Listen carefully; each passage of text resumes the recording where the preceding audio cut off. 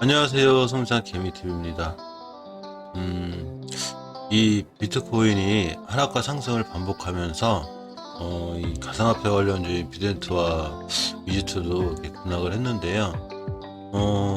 이 계속된 비트코인이 너무 출렁해요. 쭉 하락하게 됐다가 상승하게 됐다가 다시 하락하게 됐다가 이렇게 이제 변동성이 커지면서 이 예전에 한번 테슬라 그 일론 머스크가 그 비트코인을 매수했죠. 매수했다가 또 이제 그 테슬라 차량 결제할 때 비트코인도 이렇게 가능하게 할 수 있다는 시스템을 이렇게 구축한다는 얘기가 있었죠.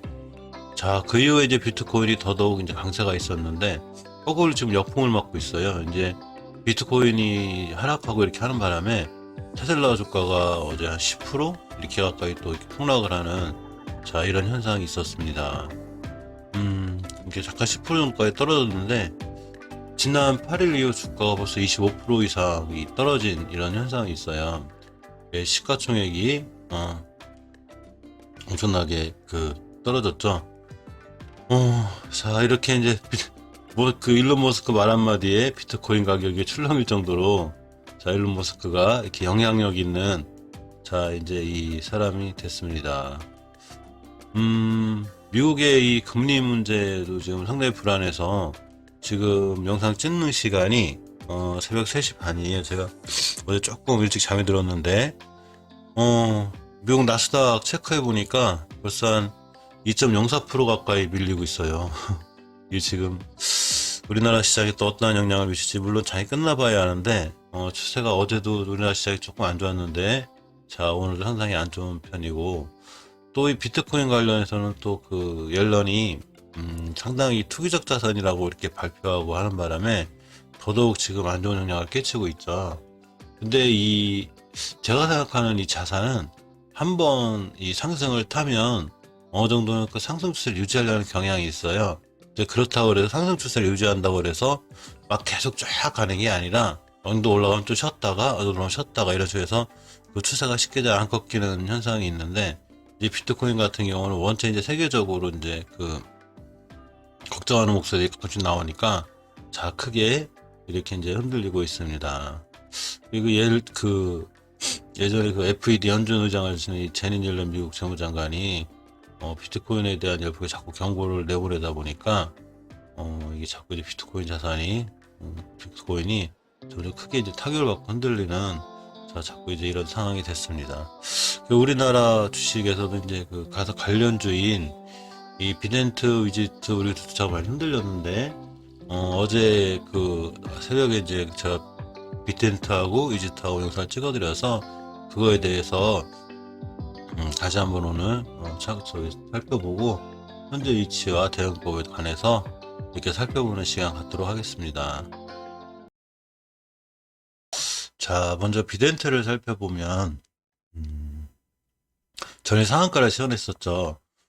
전일 상한가를 시현하고도 보통 10% 20% 올라가는데 이 비트코인하고 이 엮여 있다 보니까 상한가 시현 후에 어제 조금 이제 흐름이 많이 꺾였는데 일단 월봉의 추세를 보면 비덴트 이제 바닥 탈출형이죠. 이렇게 엄청나게 높은 위치에 있는 것도 아니고 하고 이제 완바닥, 투바닥 그러는 돌아가는 형태예요. 사실 이 비덴트나 우리 숫자 같은 경우는 이제 가상화폐 물론 이제 비트코인이나 이런 것들이 잘 올라가야 또 거래소가 이제 활발해지긴 하는데 비덴트 같은 이제 빗썸의 지분이 있죠. 최대 주주죠. 그러니까 빗썸에 매각할 수도 있다는 이런 이제 그 이슈죠. 일종의 소문 이런 걸로 인해서 이제 주식이 꽤 출렁이기도 하는데 그런 이슈로 인해서라도 상당히 주식이 좋아 보이는데 어제는 상당히 안 좋았습니다. 그 비트코인 언제 출렁였죠? 한때 그 5만 달러에서 떨어지면서 복귀하긴 해놨지만 자 그렇게 되면서 이제 이 친구가 많이 흔들렸는데 일단 월봉의 추세는 잘 상승 기조를 유지하고 있어요. 그리고 주봉에서도 보시면 이렇게 중요한 이제 이 박스권과 변곡점이 하나가 있는데 언제 형성된 거냐면 19년도 11월 달에 형성된 거예요. 이 자리 밑으로 다시 떨어지면 다시 한번 이제 주식이 좀 조정받다 갈 수 있는데 일단 이 위에는 있어요. 그래서 오늘이 좀 중요한데 이 위에 지금 존재하고 있고 위치가 일봉에서 보시면 이렇게 일봉상의 중요한 변곡점들 다 뚫어놓고 출발했기 때문에 사실은 상당히 괜찮은 위치였는데 이 1월 11일 날 현금이 고점을 이제 깨고 내려와서 이렇게 이제 음봉 하나가 떨어졌어요. 그러니까 이게 뭔 얘기냐면 한 번 더 이제 오늘 주식이 밀리면 자 이렇게 5일선까지 올라갈 수 있죠. 5일선까지 5일선이 이제 가격이 올라갈 거예요. 어제 주식이 한 11% 떨어졌어도 결국은 5일 동안의 그 평균 가격인 5일 이동 평균선이 이제 가격은 평균적으로 상승했기 때문에 5일 이동 평균선이 따라 올라가겠죠. 자, 5일 이동 평균선이 따라 올라가서 이렇게 캔들하고 만날 확률이 높죠. 그래서 5일선 찍고 돌아 나가거나 5일선에서 이쁘게 양봉을 그려주면 다시 한번 좋은 모습을 보여줄 수 있는 자 이런 상황이 됩니다. 하지만 5일선을 이탈하고 또 비트코인 이슈와 관련해서 비트코인이 또 크게 축이 한번 헐렁이면 다시 한번 떨어져서 이 중요한 변곡점 가격이 얼마냐면 1,300원대, 1,000원대 초반까지도 다시 올 수 있죠. 아마 11% 정도 떨어지게 돼요. 자, 이렇게가 됩니다. 그래서 이 자리를 아마 11선하고 21선이 따라갈 거예요. 그 11선이 지금 황금일선이 따라가서 이 자리가 새로운 지지선. 그러니까 예전에는 이 자리가 저항선이었어요. 그렇기 때문에 이 자리를 잘 못 들었었어요. 이 자리를 1월 21일도 이렇게 맞고 떨어졌고, 그러고 이렇게 떨어졌고, 또 2월 9일도 맞고 떨어졌습니다. 당연히 또 2월 18일도 맞고 떨어졌는데 이 자리를 강한 거래량을 싣고 뚫어버렸기 때문에 이 밑으로 다시 오지 않는 게 중요한데 아직은 오지 않았고요. 아마 비트코인 출렁이면서 다시 한번 밑으로 조정 먹고 떨어지면 요 자리까지 떨어졌다가 요 자리를 새로운 지선으로 삼을 확률이 높고 이 만원대 초반이 이 새로운 지선이 반드시 돼야 비전트가 다시 한번 여기서 날개를 다는 자 그런 모습이 보일 수 있습니다. 아까 처음에 말씀드린 자산이라는 게 한번 상승 추세를 타면 또 쉽게 꺾이진 않아요. 그렇지만 상승 추세 탄다고 해서 맨날 이렇게 하루도 안 빠지고 쭉 올라갈 수는 없고요. 꺾였다 올라가는 계단식이기 때문에 그때마다 조금씩 이제 가상화폐 관련 비전트 출렁이는 자 이런 현상이 있습니다. 그래서 비전트도 약간의 조정을 거치고 가지 않을까 이렇게 생각이고요. 일단 첫 번째로 5일선 이탈하지 게 중요하다는 거 이거를 조금 자세히 볼 필요가 있습니다. 자, 두 번째로 우리기술 투자를 볼게요. 우리기술 투자를 보면 이 친구는 분위기가 좋았었는데 이 중요한 변곡점 자리가 하나 있어요. 일봉상에서 5일선의 기업으로 길게 간 그 11월 30일부터 1월 8일까지 이렇게 보시면 주식이 옆으로 갔었어요. 이렇게 이제 그 박스권에 있었는데, 자, 이 자리를 사실 그 2월 22일 날 이렇게 뚫어졌었어요. 그 뚫어졌기 때문에 이 친구가, 중요한 자리를 뚫어놓고 이제 여기서 돌파 안착 날아가겠구나 이런 생각을 했거든요. 근데 이 자리를 잘 지켜줬어야 되는데, 2월 23일 날 시작과 동시에 아예 이 밑에서 출발해 버렸어요. 그러니까 이 강력한 저항선을 뚫어놓고 안착을 해야 되는데 강력한 저항선 밑에서 아예 출발했기 때문에 당연히 못 올라갔죠. 자, 월봉에서 보시면 이 친구도 비센트하고 똑같이 중요한 이 변곡점이 하나가 있어요.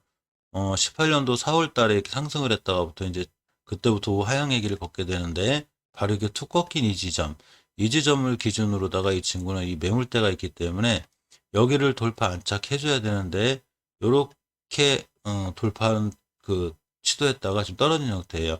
20년도 11월 달에도 돌파했는데 이렇게 안착에 실패하면서 12월 1월 밀렸는데 지금 2월 달도 다시 아직 이제 오늘 내일 3월 1일이 남았죠.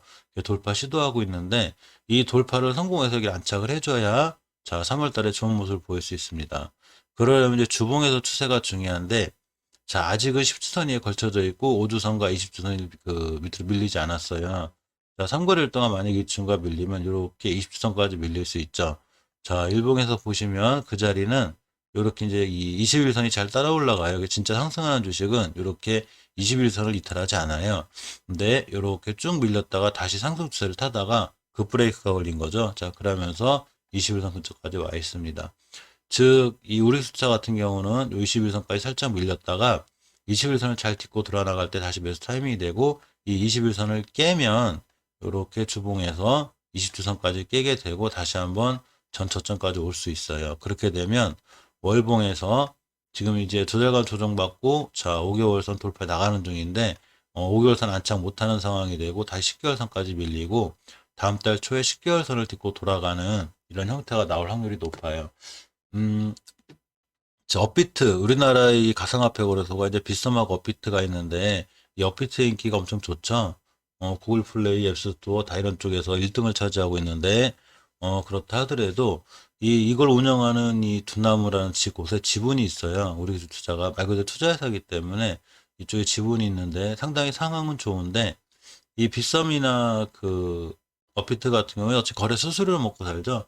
시장에 이제 광풍이 불고 좋을 때마다 당연히 거래한 사람 요구로 거래 수수료를 받아서 끄는데 지금 비트코인이 이제 열풍이 있는 건 맞죠. 계속 진행이 되고 있고 단지 비트코인 가격에 따라서 테마가 있다 보니까 자꾸 흔들리는데 기술적으로 보면 이렇게 21선 이틀하지 않고 잘 돌아 나가야 되고요. 전체적인 비트코인의 상황은 사실 나쁜 건 아니에요. 이렇게 추세는 잘 유지하고 있고 비트코인의 추세도 잘 살아 있습니다. 하지만 기술적으로 되도록이면 주식을 싸게 사는 게 좋기 때문에 자 21선 이탈하지 않고 다시 돌아가 나 주어야지만이 다시 한번 살아날 수 있고요. 되도록이면 이번 연휴가 길죠. 이제 그 토요일, 일요일, 3월 1일이 월요일이라 3월 1일을 쉬는데 저도 이제 포트를 조금 비워놓고 넘어갈까도 좀 고민하고 있어요. 왜냐하면 이 3일 동안 뭔 일이 일어날지를 몰라서 시장이 좋을 때야 상관없는데 시장이 안 좋을 때는 자꾸 이제 안 좋은 뉴스들이 많이 나오니까 고민 중입니다. 자, 이 가상화폐 관련주들이 추세는 지금 다 살아는 있어요. 살아있는데 비트코인 출렁이면서 조정권에 있어서 자, 조정의 깊이가 이제 예상이 되는데 조정할 때 깨야 되지 않아야 될 자리는 깨지 않는 게 중요해서 이렇게 한번 살펴봤고요.